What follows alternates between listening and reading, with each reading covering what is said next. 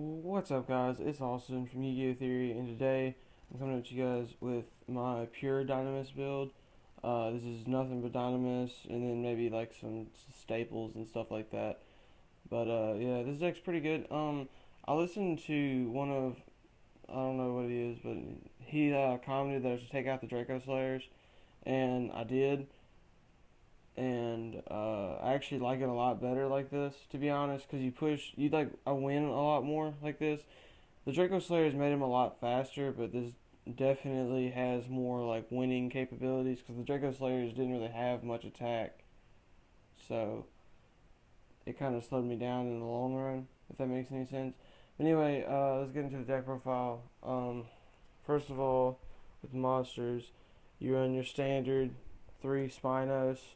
All scale 3 effects is that if a Dinomist card you control would be destroyed by battle or a card effect, you can destroy this card instead. So you can save a card you have from being destroyed. And its monster effect is you contribute one other Dinomist monster, then activate one of its effects. It can attack directly, or it can attack twice. And you can tribute 2 monsters and activate both the effects and attack directly twice. So that's 5,000, and that's really good if you do that 2 turns in a row.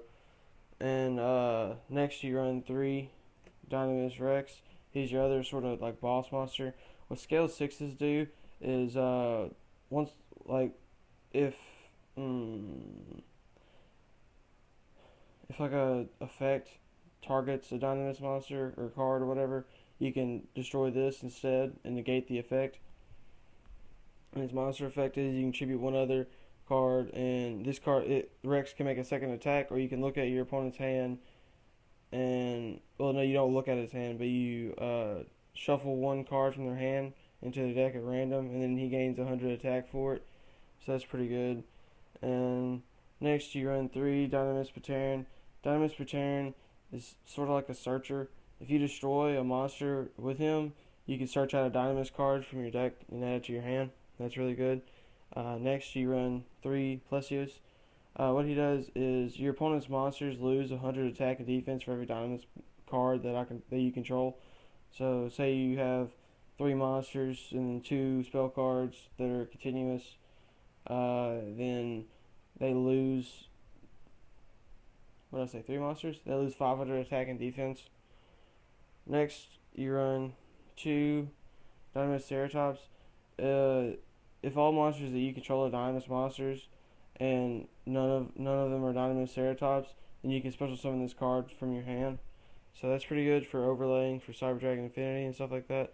Brachion is if your opponent controls the monster with the highest attack, you can special summon it from your hand, which is also good for overlaying for Infinity. Next, you run 2 Dynamis Stegosaur. Dynamis Stegosaur is really good. If another Pendulum monster you control battles an opponent's monster, after damage calculation, you destroy both of them. So, say you have like something weak, like another Stegosaur or something like that, you can attack it.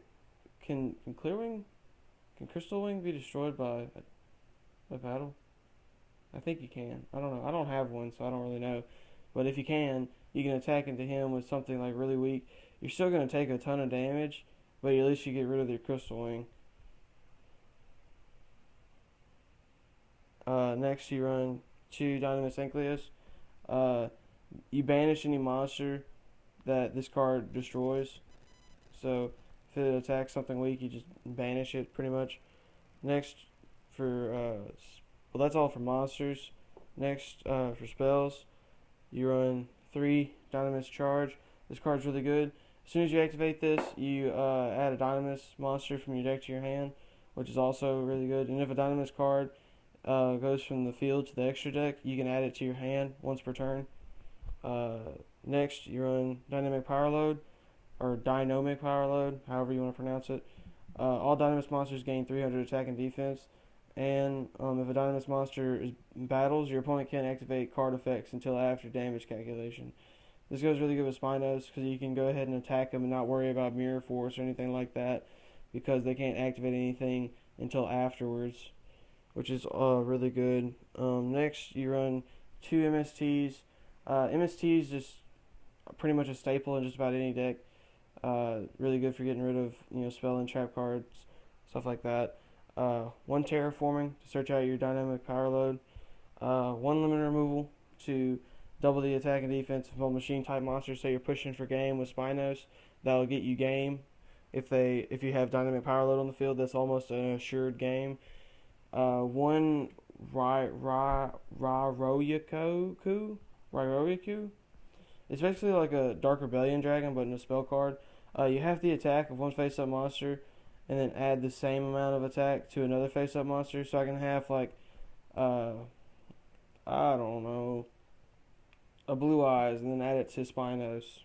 So he gains 1500. So then he's at 4000. That also helps with OTKing. That's it for spell cards. Next, for traps, you run 3 Dinomist Rush, also really good for overlaying for Infinity. You special summon Dinomist from your deck, and then it gets destroyed during the end phase. So you'd like to activate this during your turn, and then maybe use Spinos' effect to tribute it, or overlay with it so it doesn't get destroyed. You know what I'm saying?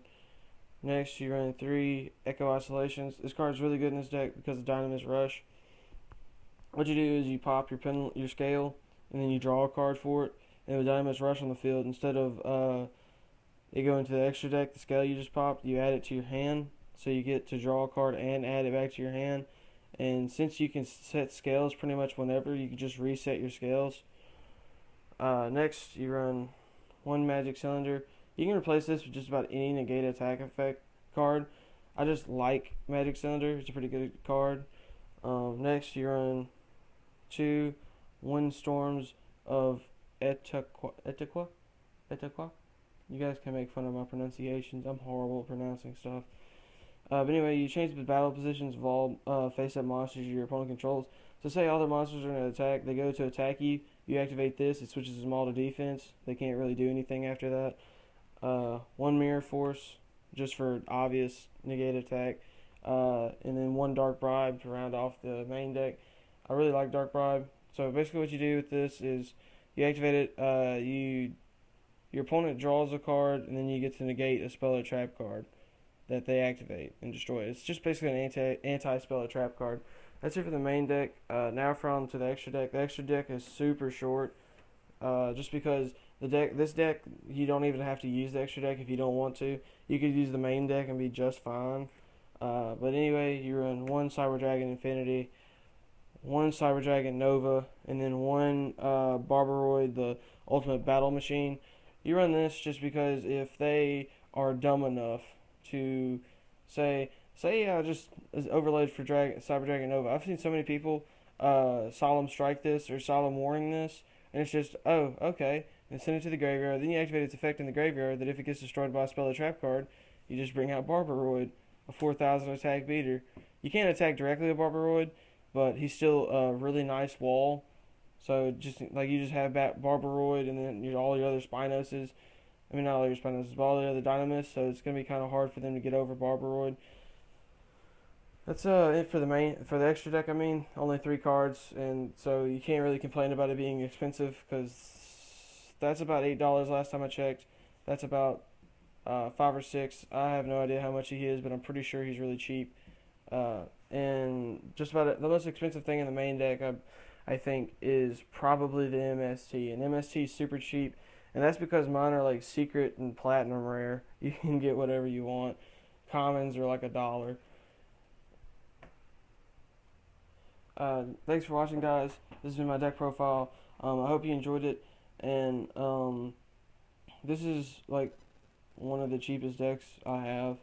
Like I literally put the main like just Dinomist monsters and spells and traps together for like $10. Then everything else is like no more than $1 a piece. So you can put this deck together very easily. Besides the extra deck can get a little pricey. I forgot to put that back in order. A little bit, not very much. I mean, Cyber Dragon Infinity's like $8, something like that. But anyway, guys, yesterday, me and Matt, we went to our locals and we did. Oh, I did okay. Matt did. He did all right, I guess. He won 1, which it was a draw. He dueled DDDs. They weren't as good but still, they were okay. Um, he was using ignites and I was using my DDDs. I won two, and he drew, which counts as a win. So, and then like the hardest thing I had to duel there was Cyber Dragons. Like they were rough, and I came really close to beating Blue Eyes, and I beat Red Eyes, and I beat something else. Oh yeah, I walked up to this dude. He was just eating his lunch, and he was like, "Oh, dude, you can have it." And I was like, "All right." It was chill with me. But anyway, guys, thanks for watching. I really enjoy doing these deck profiles, especially the decks that I really like using. And thanks for that guy who commented, because I think this is probably the best way to use Dinomist. It's just pure. They're a little slower than the Draco Slayer Dynamis, but they have more like OTK potential.